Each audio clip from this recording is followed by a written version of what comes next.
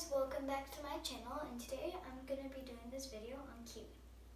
So today we're going to be talking to you about how to take care of your pastel albino leopard gecko. So it's pretty simple. So people suggest that you should clean this tank once every month, just to make sure it's clean and everything, and so it's just clean for him because it's not good if it's not clean. And he likes to eat crickets and mealworms. Anything else, well, he doesn't like, because that's all they eat is only mealworms and crickets. For dessert, they eat waxworms, which is their dessert, obviously, so they like eating those. But for their big meals, they prefer mealworms and crickets. Our gecko, if you put a mealworm in his tank, he'll hunt it down and just let him crawl loose, and then he'll just hunt it. Then the crickets will run away, and then he'll just slowly sneak up on them and try to, catch it. Also, there is a rock. You need to get something that he could hide in and get in. So he could sleep in the morning, because he's nocturnal.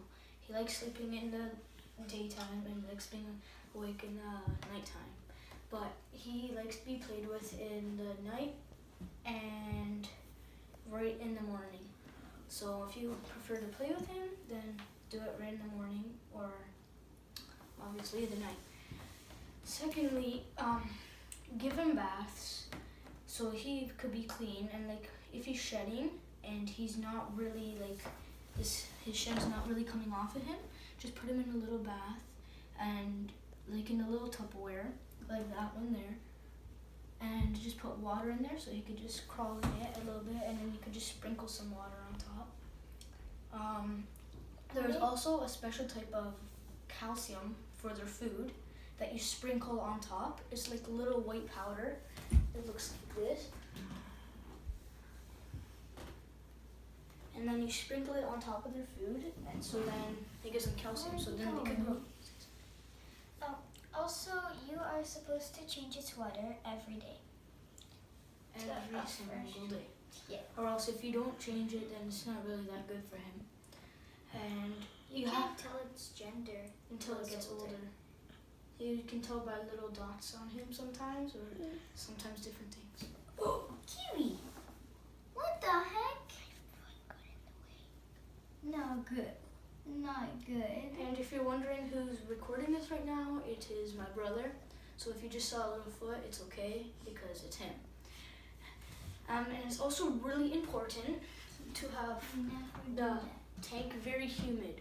So you have to make sure there's moss or plants and water, as you can see here. So then it keeps the tank moisture, so then when he has to shed, he can shed properly. He also likes designs, and if it's your first gecko and you don't have anything for the ground, you could just use paper towel, or else there's this special type of mat that you could put down. It's all rocks, and yeah. We put some moss and plants to remind him of the desert, and when you get a gecko, you have to be very gentle with its tail, legs, or arms, because it could fall off if you pull it too hard. And the good thing about the tail is if you pull it off, or don't pull it off, but let's say it just comes off, the good thing is he'll always grow it back, but it's very stressful for him, so I suggest you leave him alone when that happens. Also, like I said, the water, and the moss, the plant, make sure he drinks his water, because if he doesn't, then it's not that good. And also, another good thing about geckos is that, let's say you go away for a week, he doesn't need food or water, but I suggest you feed him a lot before you leave, feed him a lot before you leave, because they could go 2 weeks without water or food, but I still suggest don't really rely on that. We went to Ottawa for my brother's soccer, and we left him here for about 3 days, or 4, I don't know, but when we came back, it was very skinny, so we had to feed it, but it was alive still. So that's good. He wasn't too skinny, he just lost a little bit of weight. And also, I had to say something. Oh, they're very scared when they meet you. For a few weeks, it will be scared of you. And if it is going to the sides of the tank and trying to get out, that means that it's not comfortable. It's not comfortable with what you're doing with it. Also, with the food, if you're feeding him mealworms or crickets and he's baby like this, make sure you feed him 5 to 7 mealworms or crickets every day, but 5 to 7 of each. No. 5 crickets or mealworms a day, and if they grow up, usually maybe 7, but you have to make sure you get the small ones for this one, like the baby mealworms and the baby crickets, because if you feed him too big, then, I don't know, it might not be too good for him. Oh yeah, and when it goes to the washroom, it is trained. It's like born trained to go to the washroom in the same spot. He always poops in one corner behind his rock. Yeah. And also, they need a heat pad. So underneath this tank, there's a little heat pad that keeps him warm, because if there's no warm temperature, then he might freeze, because he's cold-blooded, so he needs heat. So also, if it is shedding, you're not supposed to touch him. Yeah, do not touch him or take it off of him, Because it may hurt. Yeah, it may hurt him, unless your parent does it and he knows what he's doing, or they know what they're doing. So please be very careful with that, or else they'll get hurt. And if you're feeding it or poking it, it may hiss or do something bad to you. And also, if it's bleeding or has a cut, try not to stay away from it, or bring it back, or bring it to somewhere where you could help it, because it can die from that. Yeah, and make sure you do not drop him from high. Like this high, he will die if you drop him from that high, because it's called impact, and if they're too high and they drop, then they will die from like fall damage. It jumped off from here. Which is okay, but still very dangerous. And he also, if he's comfortable with you, then he loves to crawl on your hands and everything. And if you go like this, come on. Sometimes he just relaxes on you and then just lies down. Right there. As you can see right now. It usually, if it's walking like up to here on you, that means that he wants to see more of you. Also, if he licks you, if you put a finger underneath him and he licks you, that means he's trying to figure out if you're alive, or just trying to see what's happening. Like if it licks the glass and it doesn't move or do anything, then it knows that it's not alive. And make sure you keep his water, his drinking water, very cold, obviously, because he drinks from that. And then when you give him baths, make sure it's hot water, and put him in slowly, so then he knows what he's doing. And also, I know. What? You have to keep it warm because it's cold-blooded. Yeah, like I said, with the heat pad underneath. But you can't really see it. It's just very warm underneath. Every once in a while, you have to change. You have to make sure that the heat pad isn't overheating. Yeah, because you have to make sure there's those little stands underneath, so then the tank is off the ground. Because if it's on the ground, that heat pad will heat up the floor and then maybe burn the floor. And yeah. See how it's crawling up Orlando? How you know if he's comfortable or not with the tank is if he sleeps outside of his rock sometimes. Sometimes he just sleeps like outside instead of going inside. Like right here. Usually he sleeps inside the rock because it's dark for him. But usually if he's comfortable with the tank, then he'll sleep outside the rock. And if it's, do not make sure at night, do not put on like a bright light. Right now, it's like, so you guys could see better, we turned on the light. But at night, if you leave the light on, it's not really good. It's not good for him because he likes sleeping during the daytime. And also, do not feed them bananas or any fruits, okay? Nothing at all, because they hate fruits and vegetables. They only eat meat. They only eat worms and crickets and that type of stuff. And also make sure when you're like putting your gecko in here, back in its tank, make sure not to go like this and pick it all the way up, because if it moves around, it may break its rib. So if you're trying to pick him up and he's not moving, just go like this, but very gently. And see how he's getting mad here? Well, he's trying to get down, just let go. So you're supposed to cup them? And let's say you want to take him outside or somewhere. No, it's even. You make sure there's no holes at all. Because then he'll just jump out. So look, let's say you want to put him back in the tank. Just cup him a little bit.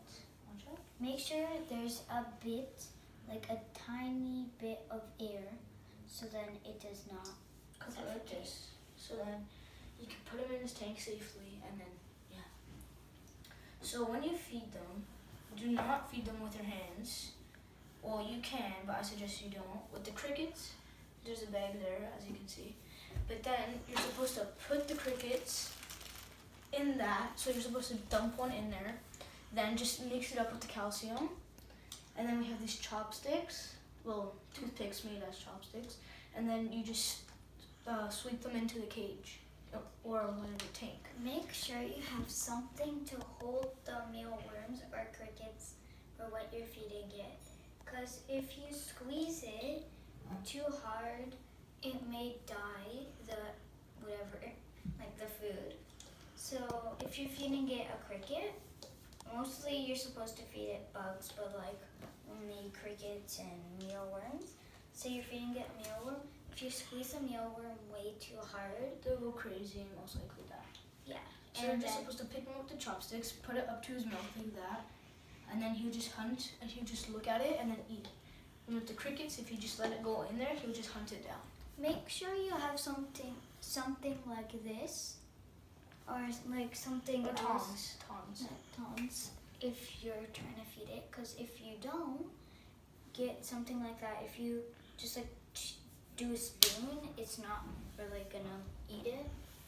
And also, if you're be careful for when you're feeding it, because when I made these chopstick things out of toothpicks right here, sometimes it bites onto here, and if it goes too far, it could cut it.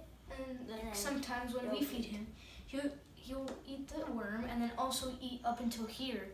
So then you have to grab him and pull him back, but very gently. You don't go. You go like. And then also with the poo, make sure you don't pick it up with your hands because it could be bad for you. We use like a little cup, that red cup right there, just to pick it up.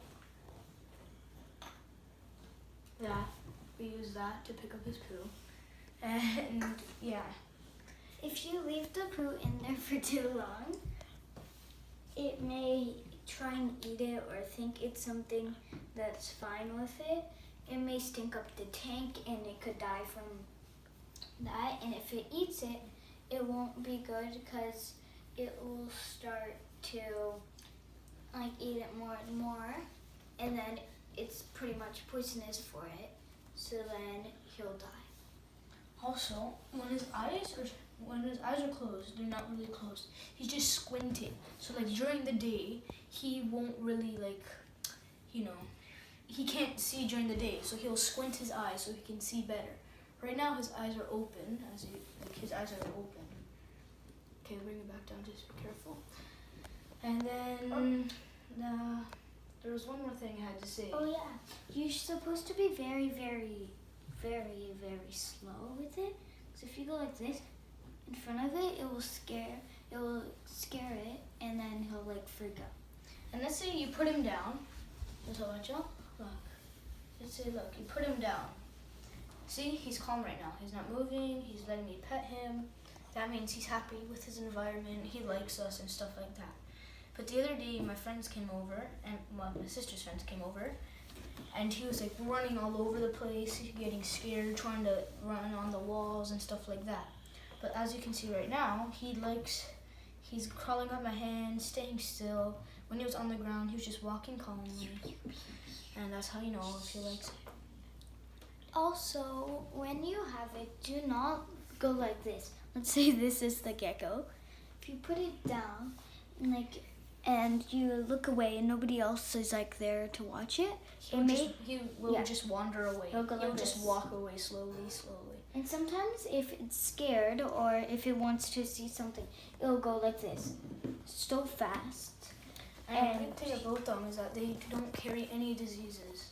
Yeah. So like chickens and like other things might carry like diseases. This one doesn't carry anything at all.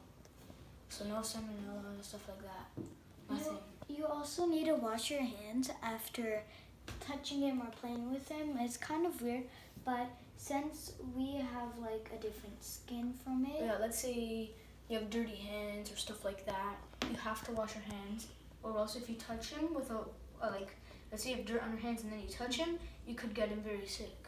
And he could spread it to like other pets. If you had another gecko, he can spread it.